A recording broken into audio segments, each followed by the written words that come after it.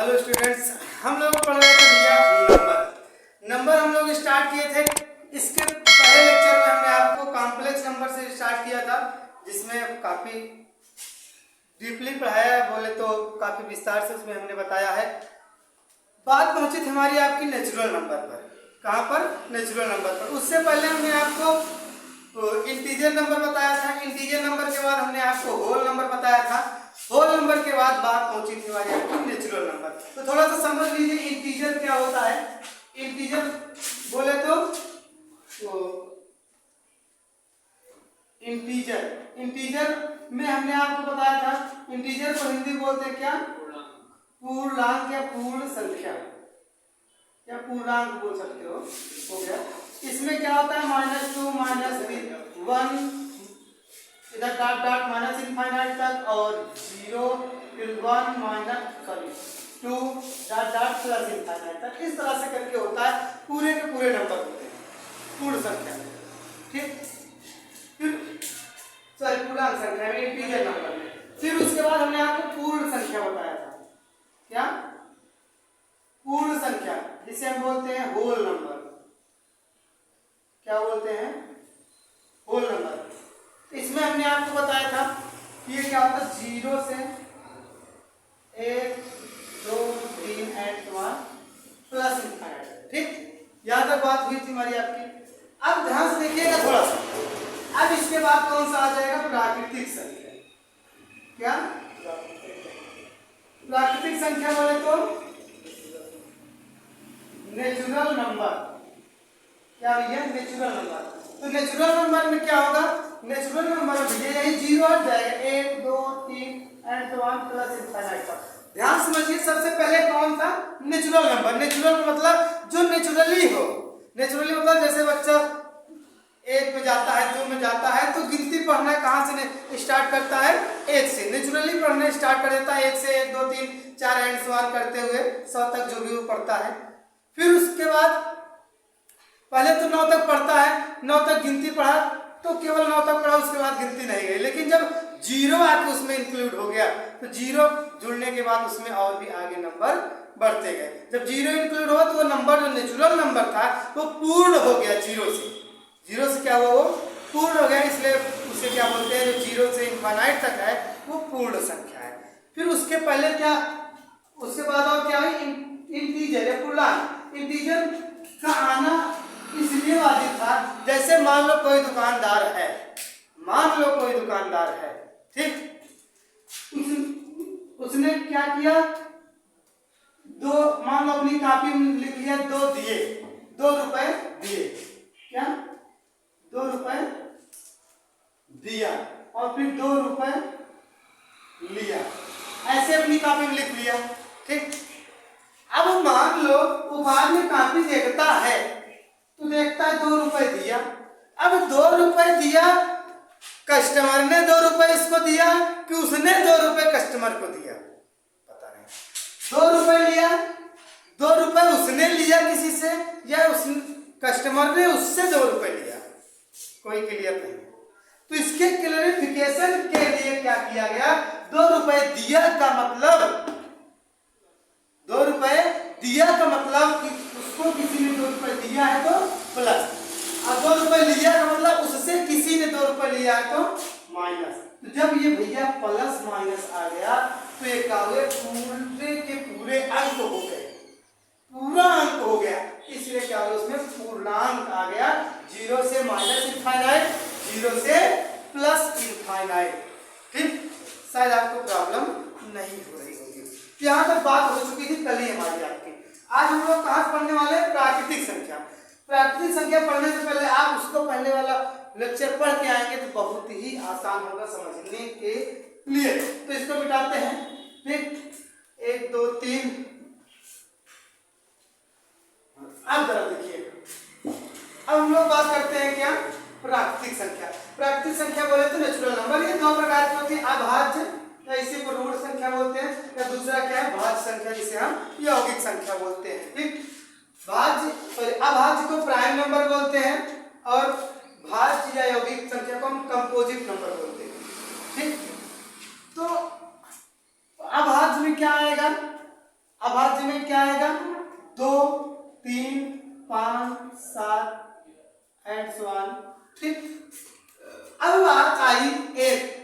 क्या भैया कि एक अभाज्य संख्या है? अभाज्य संख्या नहीं है। क्यों? क्योंकि अभाज्य संख्या क्या होती है? परिभाषा देखना, वह संख्या जो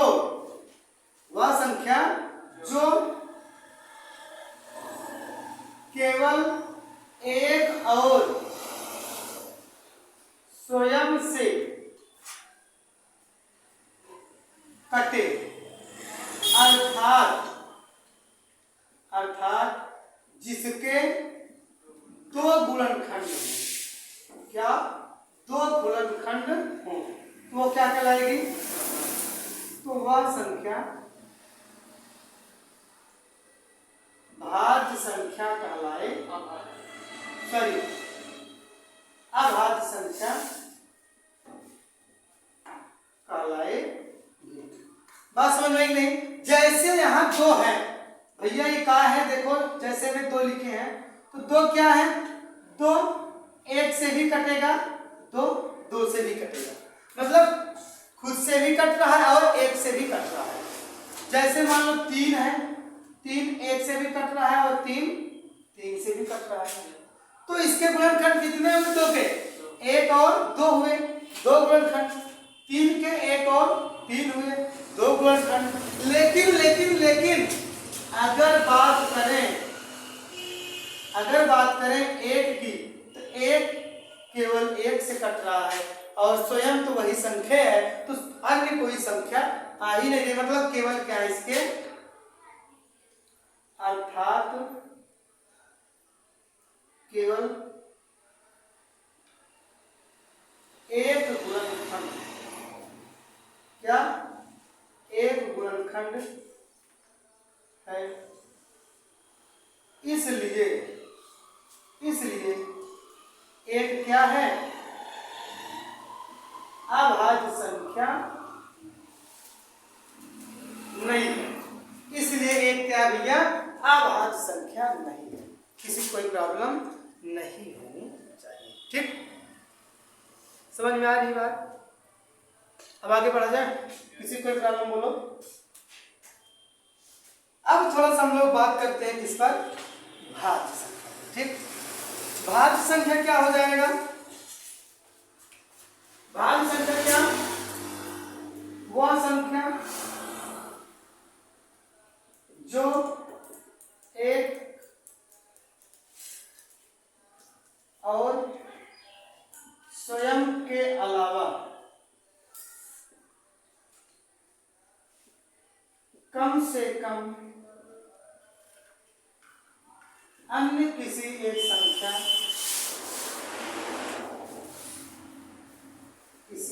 संख्या से कट जाए, क्या हो? कट जाए, वो क्या कहलाएगी? भाज्य संख्या। भाज्य संख्या कहलाएगी। ठीक, आप अपनी भाषा में लिख सकते हैं डिफिनेशंस को। अर्थात क्या? जिसके दो से अधिक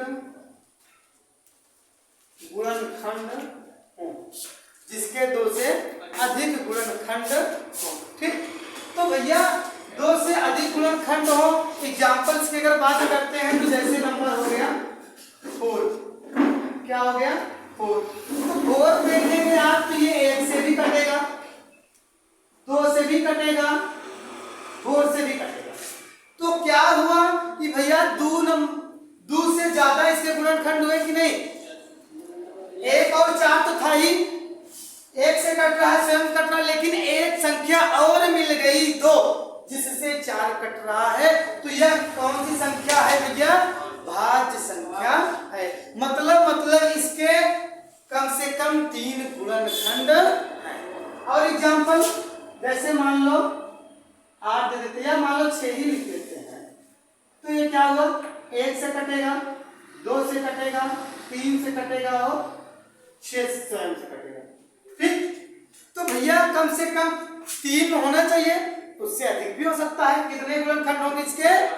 4। ये कम से कम 4 संख्या से कट सकती है।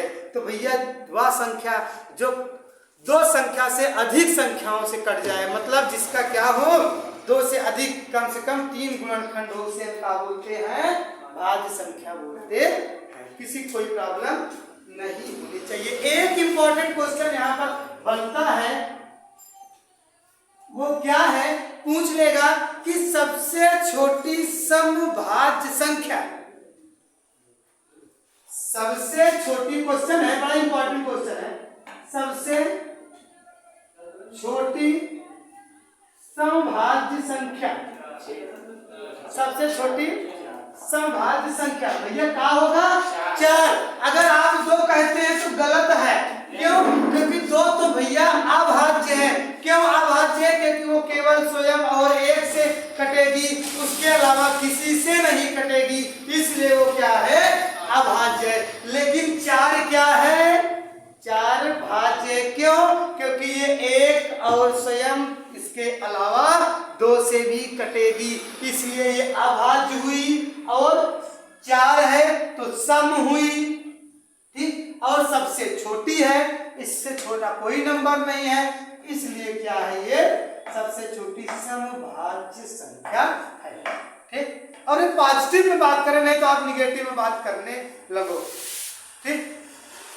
वो तो निगेटिव में जाएगा तो अलग कंडीशन बन जाएगी, ठीक। किसी को दिक्कत नहीं होनी चाहिए।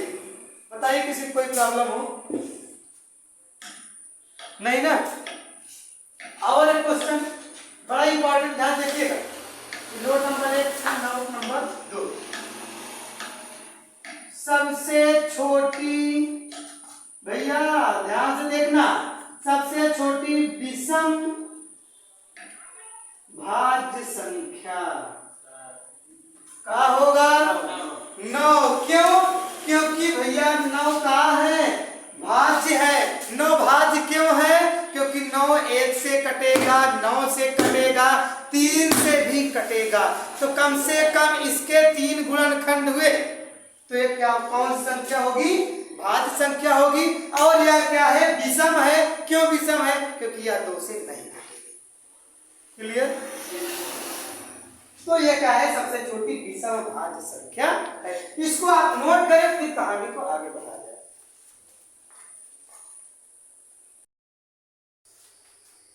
अब देखिए भैया, अभी तक हम लोग पढ़ रहे थे प्राकृतिक संख्या, बोले थे नेचुरल नंबर। नेचुरल नंबर में हम लोग पढ़े भाज्य संख्या और अभाज्य संख्या।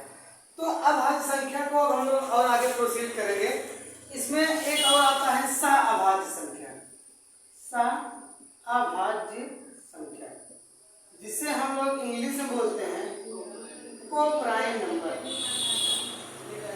Co-prime number. तो भैया को-प्राइम नंबर क्या होता है? ये एक प्रकार से संख्याओं का जोड़ा होता है। अगर डिफिनेशन लिखने के बाद वही तो क्या लिखेंगे? वह संख्या जिनके जोड़ों या जिनके जोड़े में केवल एक HCF हो। HCF का मतलब तो आप लोग समझ ही रहा है, मासा जिसे कहते हैं, ठीक। केवल क्या हो? एक HCF हो, उसे हम क्या बोलेंगे? सअभाज्य संख्या। क्या बोलेंगे? सअभाज्य संख्या कहते हैं। जैसे एग्जाम्पल की अगर बात करें तो, जैसे अगर आपको दे दिया जाए 3, 5, तो 3 और 5 में देखेंगे, अगर आप इसका मासा निकालेंगे तो क्या होगा? 1। 3 को कौन डिवाइड करेगा? 3 को 1 डिवाइड करेगा, 3 को 3 डिवाइड करेगा, 5 को 1 डिवाइड करेगा और 5 को 5 डिवाइड करेगा। तो दोनों में कॉमन कौन हुआ? केवल 1। तो इनका HCF क्या हो गया भैया? 1 हो गया। जब HCF 1 हो गया तो ये क्या होगी?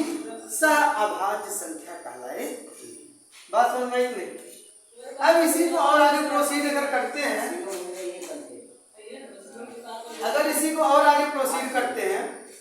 तो एक नंबर और आता है जिसे हम लोग बोलते हैं जुड़वा अभाज्य संख्या। क्या बोलते हैं भैया? जुड़वा अभाज्य संख्या। ऐसा ऐसा नंबर आपको पढ़ा देंगे, कभी सुने नहीं होंगे। ट्विन प्राइम नंबर,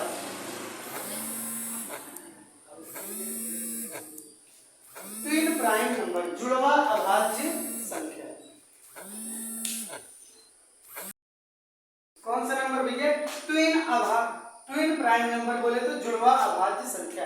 तो जुड़वा अभाज्य संख्या में क्या होगा? जुड़वा अभाज्य संख्या भैया कि जैसे दो अभाज्य संख्याओं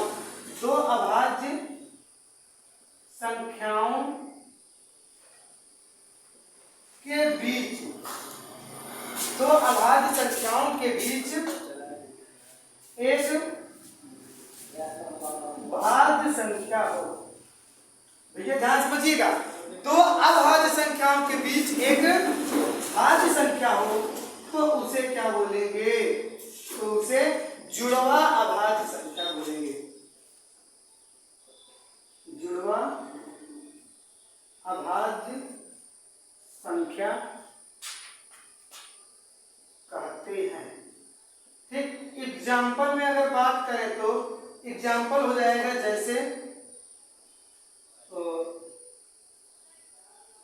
एग्जाम्पल हो गया 29, 31।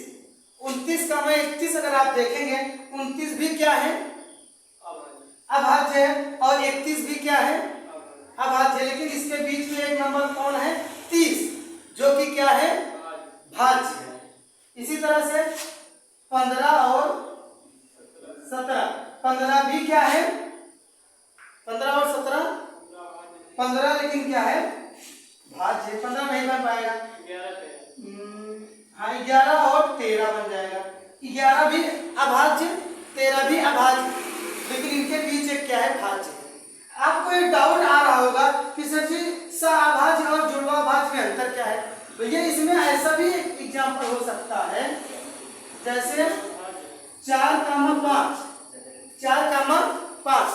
4,5 देखोगे तो ये 1 से कटेगा, 4 से कटेगी, ये 5 1 से कटेगा, 5 से कटेगा। तो केवल क्या हुआ? एक कॉमन हो रहा है दोनों में। जब ये केवल एक कॉमन हो रहा है तो ये HCF क्या हो गया इनका? HCF 1 हुआ ना। तो 4 ये तो भाज्य हुआ, ये अभाज्य हुआ। लेकिन जुड़वा अभाज्य संख्या में क्या होगा? दोनों के दोनों क्या रहेंगे? अभाज्य संख्या रहेंगे, उनके बीच कोई क्या रहेगी? एक भाज्य संख्या रहेगी। ठीक, क्लियर मामला? तो इनके बीच 11 और 13 के बीच एक कौन है? 12, जो कि क्या है? भाज्य है। ठीक, तो इस तरह से हम लोग क्या करेंगे? इनको कर सकते हैं। तो आपको अगर कोई समस्या हो तो आप मुझसे बोल सकते हैं, तो नोट करिए। फिर हम लोग मिलेंगे नेक्स्ट डे नेक्स्ट कॉन्सेप्ट के साथ। और तब जुड़े रहें, बने रहें लक्ष्य के साथ।